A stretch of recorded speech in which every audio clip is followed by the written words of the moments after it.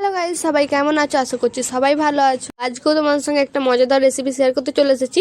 তো ভিডিওটা শুরুতেই দেখতে পাচ্ছ যে কি হতে চলেছে। তো চল, কাল এসে গেছে, কড়াইশুঁটির কচুরি না করলে হয়, দেখতেই পাচ্ছ। তো চলো কি করে করি দেখা যায়। জন্য কিন্তু পুরো ভিডিওটা দেখতে হবে, স্কিপ না করে। তো চলো একদম বাড়িতে থাকা কিছু উপকরণ দিয়ে তৈরি করব। কড়াইশুঁটি কচুরি করার জন্য ময়দাটা মেখে নেবো। তো প্রথমে ময়দা নিয়ে নিয়েছি, তার সঙ্গে লবণ এবং কালো জিরে দিয়ে ভালো করে এটা মিক্স করে নেবো। এর মধ্যে আমি দিয়ে দিয়েছি কিছুটা পরিমাণে সাদা তেল এবং উষ্ণ গরম জল দিয়ে আস্তে আস্তে ময়দাটাকে মেখে নেব।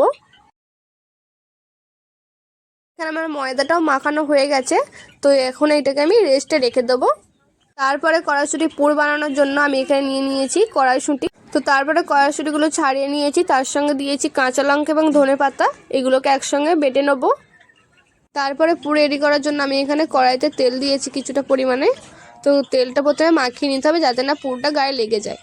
তারপরে দিয়ে দেবো বেটে রাখা কড়াইশুঁটি এবং তার সঙ্গে একটু দিয়ে দেবো আদা জিরে বাটা, দিয়ে ভালো করে মিক্স করে নিতে হবে আবারও। তারপরে আমি দিয়ে দেবো স্বাদ মতন লবণ, স্বাদ মতো চিনি দিয়ে এবার ভালো করে এটা নাড়তে থাকতে হবে যতক্ষণ না কড়াইশুঁটির জলটা শুকনো হয়ে যায় এবং পুরটা হবে পুরো শুকনো শুকনো।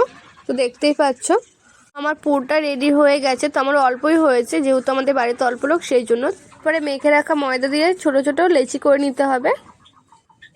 তারপরে কড়াইশুঁটি পুর দিয়ে ভালো করে পুর ভরে নিতে হবে। তো আমার ভরা হয়ে গেছে। তো তারপরে বেলে নিতে হবে। তারপরে কড়াইতে সাদা তেল দিয়ে ভালো করে ছেঁকে নিতে হবে। ছেঁকে নিলে রেডি তো আমাদের গরম গরম কড়াইশুঁটির কচুরি। তো এইভাবে একবার বাড়িতে বানিয়ে দেখবেন, তো ভীষণই খেতে ভালো লাগবে।